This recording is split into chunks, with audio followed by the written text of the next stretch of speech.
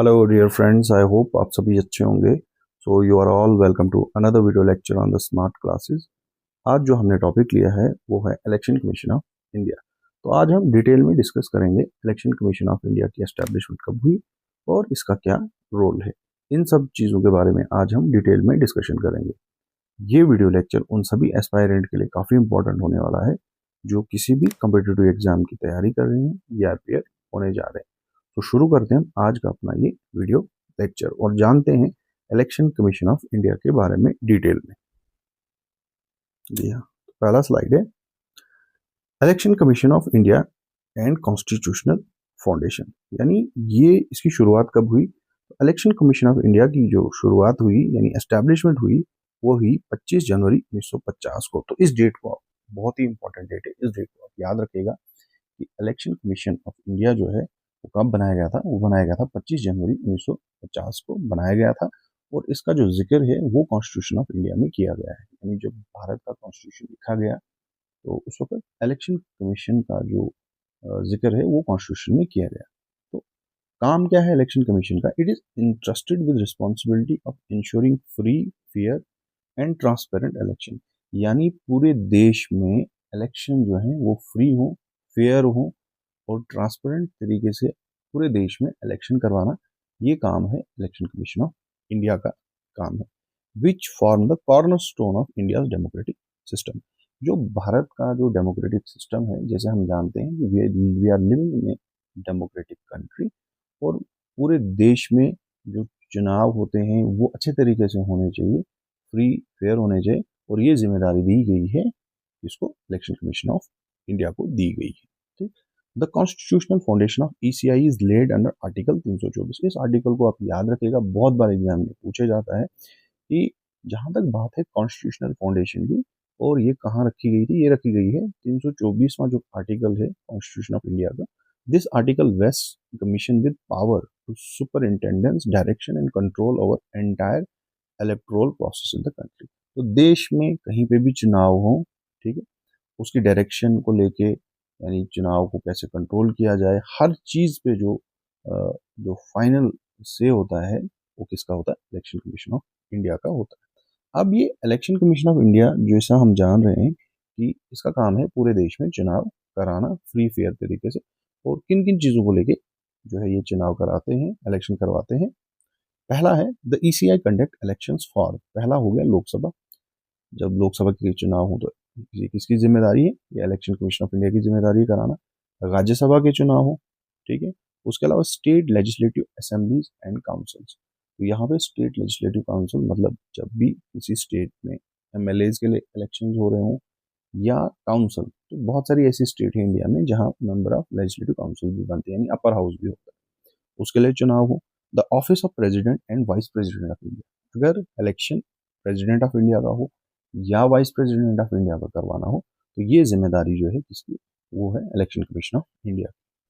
आगे चलते हैं रिलेटेड कॉन्स्टिट्यूशनल प्रोविजन। अब आप यहाँ पे कुछ कॉन्स्टिट्यूशनल प्रोविजन दिए गए हैं, इनको आप याद रखिएगा, एग्जामिनेशन पॉइंट ऑफ व्यू से बहुत इंपॉर्टेंट है। पहला है आर्टिकल 325 है। इसका मतलब क्या है? Ensure no exclusion from electoral roll on ground of religion, race, caste और सेक्स, यानी किसी को भी इलेक्टोरल रोल से नहीं हटाया जाएगा, चाहे अगर वो किसी पर्टिकुलर रिलीजन, रेस या कास्ट या किसी भी कोई भी सेक्स का हो, चाहे वो मेल हो फीमेल हो, यानी विदाउट एनी रीजन जो है किसी को एक्सक्लूड नहीं किया जाएगा। उसके अलावा आर्टिकल 326 कहता है establish universal adult suffrage voting right for all citizen above 18, यानी जितने भी इस देश के नागरिक हैं, सिटीजन हैं, अगर उनकी उम्र 18 साल से ज़्यादा है उनको वोट देने का हक है। और ये कौन सा आर्टिकल है? ये आर्टिकल है 326। उसके अलावा एक और आर्टिकल है 329 है, bar judicial interference in electoral matter except through election petition. ये 329 जो आर्टिकल है, ये कोई भी जुडिशियल इंटरफेरेंस नहीं हो सकती है कोर्ट की तरफ से किसी भी इलेक्टोरल मैटर को लेके, ठीक है, एक्सेप्ट अगर वहां पे बात किसकी हो, अगर ये इलेक्शन पिटीशन दायर की गई हो तब वहां पे कोर्ट जो इंटरफेयर कर सकता है, अदरवाइज नहीं कर सकता। तो ये तीन जो आर्टिकल है इनको आप याद रखेगा एग्जामिनेशन पॉइंट ऑफ व्यू से बहुत इंपॉर्टेंट। आगे चलते हैं। अब हम जानते हैं जो इलेक्शन कमीशन ऑफ इंडिया है इसका स्ट्रक्चर और कंपोजिशन कैसा है। जहाँ तक बात है इसके स्ट्रक्चर की, initially ECI was single member body. तो पहले जो इलेक्शन कमीशन ऑफ इंडिया होता था ये सिंगल मेंबर होता था, यानी एक ही मेंबर होते थे। लेकिन जो ही टाइम बढ़ा तो ये क्या हो गया, ये मल्टी मेंबर बॉडी होगी। तो अभी की डेट में क्या होता है, अभी की डेट में होता है एक चीफ इलेक्शन कमिश्नर और उसके साथ होते हैं टू इलेक्शन कमिश्नर्स। अब जहां तक डिसीजन मेकिंग है, ये फैसले कैसे लेते हैं, जितने भी डिसीजन होते हैं all decisions are taken collectively. जितने भी फैसले लेने होते हैं ये मतलब साथ में लेते हैं। एक तो चीफ इलेक्शन कमिश्नर हो गया और दो हो गए इसके इलेक्शन कमिश्नर्स। तो जो डिसीजन होगा ये साथ में लेते हैं, कलेक्टिव लेते हैं। The CEC does not have overriding power. जहां तक बात है चीफ इलेक्शन कमिश्नर की, तो इनके पास कोई ओवरराइडिंग पावर नहीं होता है। उसके अलावा decisions are based on majority opinion. तो फैसले जो है वो लिए जाते हैं मेजॉरिटी पे।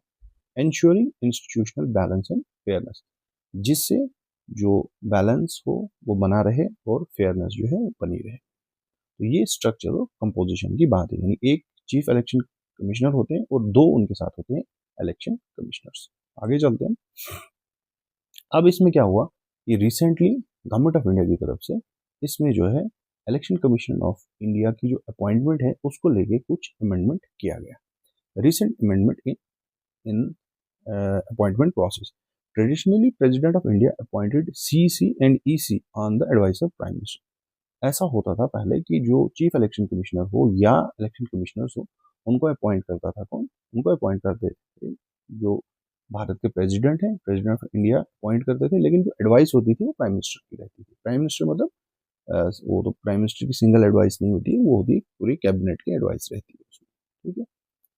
अब मार्च 2023 में क्या हुआ कि सुप्रीम कोर्ट ने एक टेम्पररी इसमें एक सिस्टम इंट्रोड्यूस किया, तो जहाँ पे ये मतलब जजमेंट दी गई कि जहाँ तक अपॉइंटमेंट्स की बात है तो वो कैसे होगी, उसमें एक कमेटी बनाई गई जिसमें होंगे देश के जो प्रधानमंत्री होंगे, prime minister, leader of opposition और चीफ जस्टिस ऑफ इंडिया। ठीक है। तो ये टेम्पररी एक सिस्टम बनाया गया था। उसके बाद 2023 में क्या हुआ कि पार्लियामेंट ने एक नया कानून लाया, that is chief election commissioner and other election commissioner appointment condition of office and term of act 2023। यानी ये नया कानून लाया गया। कब लाया गया? दिसंबर 2023 में।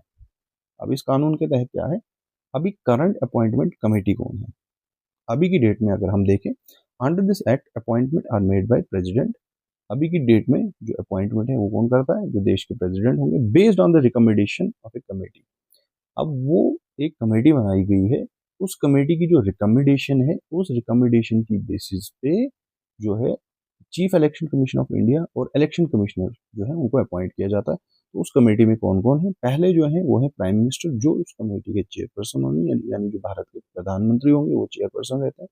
Leader of opposition in Lok Sabha, जो लोकसभा में लीडर ऑफ अपोजिशन होंगे, एलओपी। उसके अलावा एक union cabinet minister nominated by prime minister, और एक होंगे यूनियन कैबिनेट मिनिस्टर, और जिसको अपॉइंट कौन करता है, जिसको अपॉइंट करता है देश का जो प्रधानमंत्री वो उसको अपॉइंट करता है। This law replace the chief justice of India with the cabinet minister in the selection process. तो पहले जो वो टेम्परेरी कमेटी होती थी उसमें चीफ जस्टिस ऑफ इंडिया होता था, लेकिन अभी जब इसमें कानून बनाया गया वो चीफ जस्टिस की जगह जो है कौन होंगे, कोई भी यूनियन कैबिनेट मिनिस्टर होंगे, जिनको नॉमिनेट जो है वो करेंगे देश के प्रधानमंत्री। तो करंट लीडरशिप क्या है, अभी की डेट में क्या है, चीफ इलेक्शन कमिश्नर जो है आज की डेट में जो है वो है श्री ज्ञानेश कुमार, जो 26 में चीफ इलेक्शन कमीशन है। यानी जो ये वीडियो हम रिकॉर्ड कर रहे हैं 2026 में रिकॉर्ड हम कर रहे हैं अप्रैल के महीने में। अभी की डेट में जो सीसी हैं वो हमारे हैं, अभी की डेट में जो हमारे चीफ इलेक्शन कमिश्नर हैं वो हैं श्री ज्ञानेश कुमार, और ये हैं 26 में chief election commissioner. He assumed office on February 19 2025 and succeeded Rajiv Kumar. तो इन्होंने कब अपना ऑफिस संभाला? 2025 में, और इससे पहले थे राजीव कुमार। और जो इलेक्शन कमिश्नर हैं वो हैं डॉक्टर सुखबीर सिंह संधू, और इलेक्शन कमिश्नर जो दूसरे हैं वो हैं डॉक्टर विवेक जोशी। आगे चलते हैं हम। अब आती है बारी टेन्योर एंड रिमूवल की, यानी कितने साल के लिए इनको अपॉइंट किया जाता है और इनको कैसे हटाया जा सकता है। तो मैक्सिमम 6 साल के लिए जो टर्म होती है, या 65 साल, यानी या तो 65 साल एज हो जाए तो उसके बाद हटा दिया जाता है, या 6 साल, जो भी इसमें सबसे पहले। और जहां तक बात है रिमूवल प्रोसेस की, बहुत बार एग्जाम में इससे क्वेश्चन पूछे जाते हैं कि जो हमारे चीफ इलेक्शन कमिश्नर हैं या इलेक्शन कमिश्नर हैं उनको कैसे रिमूव किया जाता है। The chief election commissioner can be removed only through a process similar to the supreme court जज। जैसे एक सुप्रीम कोर्ट के जज होते हैं, जैसे उनको रिमूव किया जाता है, हटाया जाता है, सेम उसी तरीके से जो चीफ इलेक्शन कमिश्नर हैं उनको हटाया जा सकता है। अब हटाने का क्या तरीका है? Required 2/3 majority in the both the house of parliament. तो जो पार्लियामेंट में दोनों हाउसेज होती हैं, लोकसभा और राज्यसभा, यहाँ पे 2/3 अक्सरियत होनी चाहिए, 2/3 मेजॉरिटी है। अगर 2/3 मेजॉरिटी से कोई मोशन जो है उसको पास किया जाएगा, तो उसके बाद जो है चीफ इलेक्शन कमिश्नर को हटाया जा सकता है। लेकिन मोशन पास करने से पहले क्या होता है कि उससे पहले क्या होता है कि पहले एक नोटिस दी जाती है, उसमें कम से कम जो लोकसभा है उसमें 100 मेंबर, 100 MP जो है उस पर साइन करने चाहिए, जो भी मोशन लाया जाएगा किसी को हटाने का। और राज्यसभा में कम से कम 50 होने चाहिए। ठीक है। उसके बाद एक कमेटी बनाई जाती है। कमेटी बनाने के बाद अगर कमेटी को लगता है कि फाइंडिंग होती है कि ये जो चीफ इलेक्शन कमिश्नर हैं कि इनको हटाया जाना चाहिए, तो फिर 2/3 मेजॉरिटी होनी चाहिए, लोकसभा से भी पास होना चाहिए और राज्यसभा से, तब जाके जो है इनको हटाया जा सकता है। अब हटाने का क्या कारण होता है? हटाने के दो कारण हो सकते हैं, या तो मिसबिहेवियर होगा, ठीक है, या इनकैपेसिटी। तो ये दो चीजें हैं जिनकी बेसिस पे जो है chief election commissioner of India को हटाया जा सकता है। ठीक है। उसके अलावा the election commissioner can be removed by president only on the recommendation of CEC. जहां तक बात है इलेक्शन कमिश्नर्स की, इनको हटाया जा सकता है, प्रेसिडेंट के द्वारा हटाया जा सकता है, लेकिन उसमें रिकमेंडेशन किसकी होनी चाहिए? चीफ इलेक्शन कमिश्नर की रिकमेंडेशन होनी चाहिए। This system ensure independence and security of tenure. इससे क्या होता है? एक तो इंडिपेंडेंस रहती है, मतलब हटाना बहुत मुश्किल है, एक बार अगर अपॉइंटमेंट हो गई तो उनको हटाना जो है आसान बात नहीं होती है। और सिक्योरिटी ऑफ टेन्योर रहती है, यानी जितने टाइम के लिए रहते हैं बिल्कुल सिक्योर रहते हैं, कि हटाया नहीं जा सकता है आसानी से। आगे चलते हैं। Power and function of ECI. अब जो इलेक्शन कमीशन ऑफ इंडिया है इसके पास कौन से पावर हैं उनको हम डिस्कस करेंगे, कौन कौन से फंक्शन है। पहला हो गया एडमिनिस्ट्रेटिव पावर। तो एडमिनिस्ट्रेटिव पावर में क्या होते हैं? The commission perform wide range of administrative function. तो बहुत सारे ये एडमिनिस्ट्रेटिव काम करते हैं, जैसे डिलिमिटेशन ऑफ कॉन्स्टिट्यूंसीज। अगर कॉन्स्टिट्यूंसीज को जितने भी कॉन्स्टिट्यूंसीज हों, ठीक है, वहां पे उनकी डिलिमिटेशन करनी हो, मतलब एरिया बढ़ाना हो, घटाना हो, नई कॉन्स्टिट्यूंसीज बनानी हो, तो यहाँ पे ये काम करते हैं in coordination with delimitation commission. तो यहाँ पे ये मिलकर काम करते हैं किसके साथ? डिलिमिटेशन कमीशन के साथ। Preparation and continuous updating of electoral roll. जो वोटर लिस्ट है उनको कंटिन्यूसली अपडेट किया जाता है। Issuance of electoral photo identity card यानी इपिक, वोटर कार्ड इशू किए जाते हैं। उसके अलावा registration and recognisation of political parties. जितनी भी देश भर में पॉलिटिकल पार्टीज हैं या कोई नई पार्टी रजिस्टर हो रही है, ये काम जो है ईसीआई का है। अलॉटमेंट ऑफ इलेक्शन सिंबल, उसके अलावा सिंबल्स देना चुनाव के time. Announcement of election schedule and date. तो देश भर में चुनाव कब होंगे, उनकी डेट्स की तारीख वगैरह, इन सब का काम जो है ये किसका काम है? इलेक्शन कमीशन ऑफ इंडिया का काम है। आगे चलते हैं। उसके अलावा ensuring free and fair election. पूरे देश में जो इलेक्शन हो वो फ्री हो, फेयर हो। उसके अलावा मॉडल कोड ऑफ कंडक्ट लगाना। मॉनिटरिंग इलेक्शन एक्सपेंडिचर, कि खर्चा कितना करना है। अपॉइंटमेंट ऑफ ऑब्जर्वर्स, ऑब्जर्वर्स के लगाने की बात हो। रेगुलेशन ऑफ कैंपेन प्रैक्टिसेस, कितने टाइम तक कैंपेनिंग की जाएगी उसके बारे में रेगुलेशन लगाना। उसके अलावा टेक्नोलॉजिकल आउटसाइड्स हैं, जैसे supervision of electronic voting machine EVM, उनकी सुपरविजन करना। Use of VVPAT, that is voter verifiable paper audit trail for transparency, यानी वीवीपैट का इस्तेमाल किया जाता है ताकि जो इलेक्शन रिजल्ट्स हो वो ट्रांसपेरेंट हो और उन पे कोई डाउट ना हो। आगे चलते हैं। उसके अलावा कुछ एडवाइजरी पावर्स भी रहते हैं ईसीआई के पास। The ECI provide advisory opinion to. तो ये एडवाइस देते हैं किनको? President of India on the disqualification of member of parliament. तो एडवाइस देते हैं भारत के जो प्रेसिडेंट होते हैं उनको इस बारे में कि अगर कोई भी मेंबर वगैरह जो है उसको डिस्क्वालीफाई हो रहा हो या disqualification of member of parliament, ठीक, उस चीज़ को लेकर एडवाइस दी जाती है प्रेसिडेंट ऑफ इंडिया को। The governor on on disqualification of state legislator, इसी तरीके से गवर्नर को एडवाइस करते हैं इस बारे में डिस्क्वालिफिकेशन ऑफ स्टेट लेजिस्लेटर्स, यानी एमएलए को लेके अगर कोई डिस्क्वालिफिकेशन की बात हो तो गवर्नर को जो है इलेक्शन कमीशन ऑफ इंडिया जो है ये एडवाइस कर सकते हैं। It also assist the judiciary in matter related to post election dispute. अगर कहीं पे इलेक्शन यानी पोस्ट इलेक्शन का मतलब होगा कि इलेक्शन खत्म होने के बाद अगर कोई डिस्प्यूट खड़ा होता है तो उस वक्त ये जुडिशरी की हेल्प करते हैं, यानी कोर्ट की हेल्प करते हैं, कोर्ट को असिस्ट करते हैं। आगे चलते हैं हम। फिर बात है यहाँ पे क्वासी जुडिशियल पावर्स की। क्वासी जुडिशियल पावर का मतलब है कोर्ट लाइक, यानी जैसे कोर्ट के पास जो है पावर्स होते हैं वैसे ही पावर जो है इलेक्शन कमीशन ऑफ इंडिया के पास भी होते हैं। पूरे कोर्ट की तरह नहीं, just like that, that is called quasi judicial power. The commission act as quasi judicial body in number first settlement of dispute related to political parties recognisation. तो पहले तो ये है कि अगर कोई पॉलिटिकल पार्टी के रिकग्नाइजेशन को लेके जो है अगर कोई डिस्प्यूट हो तो वहाँ पे इलेक्शन कमीशन ऑफ इंडिया जो है फैसला अपना देती है। Decision on allotment of election symbol, तो किसको कौन सा इलेक्शन सिंबल देना है, चुनाव चिन्ह जिसको कहते हैं वो देना है, इसका फैसला भी ईसीआई करती है। Resolving internal conflict with in political parties, अगर पॉलिटिकल पार्टीज में आपस में कोई इंटरनल कन्फ्लिक्ट है, यानी पार्टी के अंदर ही कोई परेशानी हो, चाहे रिकॉग्नाइजेशन को लेके, सिंबल को लेके, तो ये सब काम जो है इलेक्शन कमीशन ऑफ इंडिया करता है। आगे चलते हैं। कंक्लूजन में हम देखते हैं कि election commission of India plays pivotal role in safeguarding democracy. तो जो इलेक्शन कमीशन ऑफ इंडिया है इसका रोल जो है बहुत बड़ा है, पर्टिकुलरली इंडिया में लेके, which is the world's largest democracy, through its constitutional authority, independence and wide ranging power. अब एक तो ये कॉन्स्टिट्यूशनल अथॉरिटी मतलब डायरेक्ट कॉन्स्टिट्यूशन जब लिखा गया तो उसमें ये जो है बनाया गया है इलेक्शन कमीशन ऑफ इंडिया को, ठीक है। इंडिपेंडेंट है, यानी जब इनकी अपॉइंटमेंट होती है तो निकालना बहुत मुश्किल है, और उसके अलावा बहुत सारे पावर्स हैं, वाइड रेंजिंग पावर हैं, एडमिनिस्ट्रेटिव पावर से लेके क्वासी जुडिशियल पावर जो है, एडवाइजरी पावर, बहुत सारे पावर जो है इलेक्शन कमीशन ऑफ इंडिया के पास है। आगे चलते हैं हम।